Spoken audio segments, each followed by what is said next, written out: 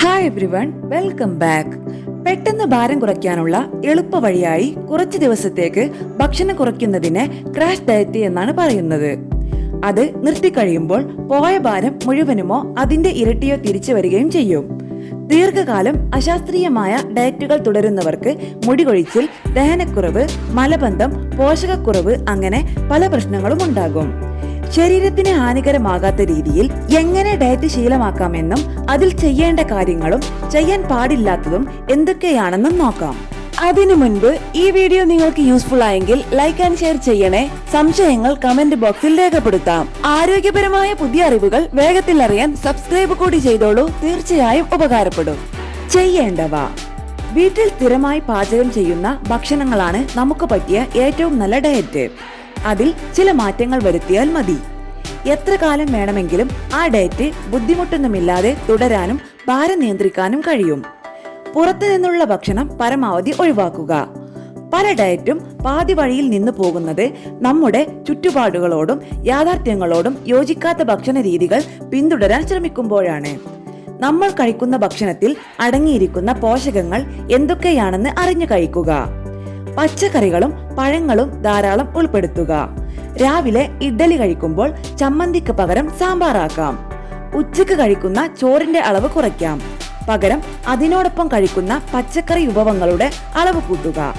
പരിപ്പോ പയറോ മീൻ കറിയോ ചിക്കൻ കറിയോ കഴിച്ചാൽ ആവശ്യത്തിന് പ്രോട്ടീനും കിട്ടും.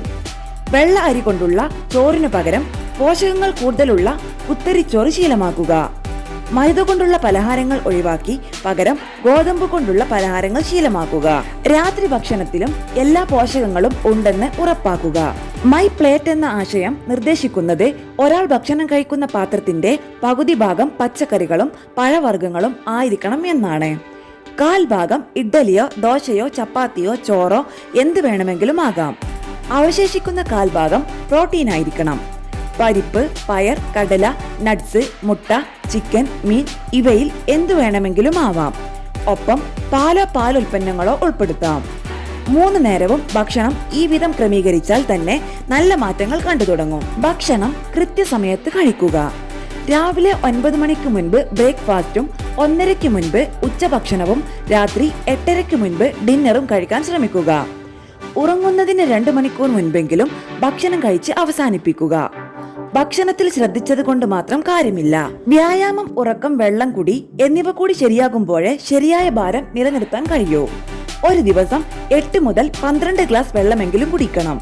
1 ഗ്ലാസ് എന്നാൽ 200 ml. വറുത്ത പലഹാരങ്ങൾക്ക് പകരം ഏതെങ്കിലും ഒരു പഴമോ നട്ട്സുകളോ സ്നാക്കായി കഴിക്കുന്നത് ശീലമാക്കുക. പച്ചക്കറികൾ കൊണ്ടുള്ള സാലഡ് കുറച്ച് കൂടുതൽ കഴിച്ചാലും കുഴപ്പമില്ല. പുറത്തുനിന്ന് എന്ത് വാങ്ങി കഴിച്ചാലും അതിന്റെ പാക്കറ്റിലെ ന്യൂട്രീഷണൽ ഇൻഫർമേഷൻ വായിച്ചു നോക്കുന്നത് പതിവാക്കുക. ഉപ്പിന്റെയും പഞ്ചസാരയുടെയും അളവ് പ്രത്യേകം ശ്രദ്ധിക്കുക. പഞ്ചസാരയുടെ അളവ് പതിയെ കുറച്ച് 0 കൊണ്ടുവരിക. പഴവർഗ്ഗങ്ങളിൽ അടങ്ങിയിട്ടുള്ള ഫൈബർ ലഭിക്കണമെങ്കിൽ അവ ജ്യൂസ് ആക്കാതെ പഴങ്ങളായി തന്നെ കഴിക്കാൻ ശ്രദ്ധിക്കുക. എങ്കിൽ മാത്രമേ ഷുഗർ, കൊളസ്ട്രോൾ, ശരീരഭാരം എന്നിവ നിയന്ത്രിക്കാൻ സാധിക്കൂ. ഡെട്രാ പാക്കുകളിലും ബോട്ടിലിലും വരുന്ന എല്ലാ ജ്യൂസുകളും കൂൾ ഡ്രിങ്ക്സുകളും പൂർണ്ണമായും ഒഴിവാക്കുക. അതിലെല്ലാം അമിതമായ അളവിൽ ഷുഗർ അടങ്ങിയിട്ടുണ്ട്. ഡയറ്റ് ഒരിക്കലും വ്യായാമത്തിന് പകരമാകില്ല. ആരോഗ്യകരമായ ഡയറ്റും വ്യായാമവും ജീവിതകാലം മുഴുവൻ കൂടെ കൂട്ടിയാൽ ആരോഗ്യത്തോടെ ജീവിക്കാം. ഏറ്റവും കുറഞ്ഞത് ദിവസവും 30 മുതൽ 45 മിനിറ്റ് നടക്കുകയെങ്കിലും ചെയ്യുക. ചെയ്യാൻ പാടില്ലാത്തവ: ക്രാഷ് ഡയറ്റുകൾ ദീർഘകാലം തുടർന്നു കൊണ്ടുപോകരുത്. അത് പോഷകക്കുറവിന് കാരണമാകും. 1 മാസം കൊണ്ട് 3 കിലോയിൽ കൂടുതൽ ശരീരഭാരം കുറയ്ക്കരുത്. ജങ്ക് ഫുഡ് പൂർണ്ണമായും ഒഴിവാക്കുക. പാക്കറ്റിൽ കിട്ടുന്ന പ്രോസസ് ചെയ്ത ഭക്ഷണം ഒഴിവാക്കുക. അവയിലെല്ലാം ഉപ്പിന്റെ അളവ് വളരെ കൂടുതലായിരിക്കും. ജിമ്മിൽ പോയി തുടങ്ങുന്ന ഉടൻ എല്ലാവരും പ്രോട്ടീൻ പൗഡർ എടുക്കേണ്ട ആവശ്യകതയില്ല.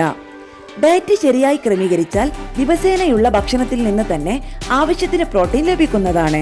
കഠിനമായ വ്യായാമ മുറകൾ ചെയ്യുന്നവർക്കും മത്സരങ്ങളിൽ പങ്കെടുക്കുന്നവർക്കുമാണ് അധികം പ്രോട്ടീൻ വേണ്ടത്. ഭക്ഷണത്തിന് പകരം പ്രോട്ടീൻ ബാറുകൾ മാത്രം കഴിക്കുന്നത് നല്ലതല്ല. സമയത്ത് നല്ല ഭക്ഷണം കഴിച്ചില്ലെങ്കിൽ ജങ്ക് ഫുഡ് കഴിക്കാൻ പ്രേരണയുണ്ടാക്കും. ഡോക്ടറുടെയോ രജിസ്റ്റേർഡ് ഡയറ്റീഷ്യനെയോ കാണാതെ സപ്ലിമെന്റുകൾ കഴിക്കേണ്ട ആവശ്യകതയില്ല. ആരോഗ്യകരമായ ഭക്ഷണങ്ങൾ ദിവസവും കഴിച്ചാൽ മതി. സപ്ലിമെന്റുകൾ അധികമായാൽ സപ്ലിമെന്റ് ടോക്സിസിറ്റി എന്ന അവസ്ഥ ഉണ്ടാകാം. രാത്രി ഉറങ്ങാതിരുന്ന് സ്നാക്കുകൾ കഴിക്കുകയും പിറ്റേന്ന് വൈകി ഉണർന്ന് ബ്രേക്ക്ഫാസ്റ്റ് ഒഴിവാക്കുക. തടി കൂടാനുള്ള പ്രധാന കാരണങ്ങളിൽ ചിലത് ഇതൊക്കെയാണ്. ചിപ്സ്, മിക്സ്ചർ തുടങ്ങിയ പാക്കറ്റ് ഭക്ഷണങ്ങൾ പോഷകപ്രദമല്ല. പലതവണ പാചകത്തിനുപയോഗിച്ച പഴകിയ എണ്ണയിലാകാം അവ തയ്യാറാക്കുന്നത്. ഇത് കൊളസ്ട്രോളിനും ഫാറ്റി ലിവറിനും ശരീരഭാരം കൂടാനും കാരണമാകും. അവ ഒഴിവാക്കുക.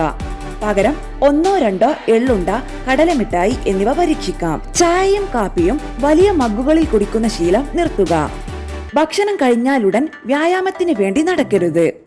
ഭക്ഷണം കഴിച്ച് 1 മണിക്കൂറെങ്കിലും കഴിഞ്ഞ ശേഷമേ വ്യായാമം ചെയ്യാവൂ.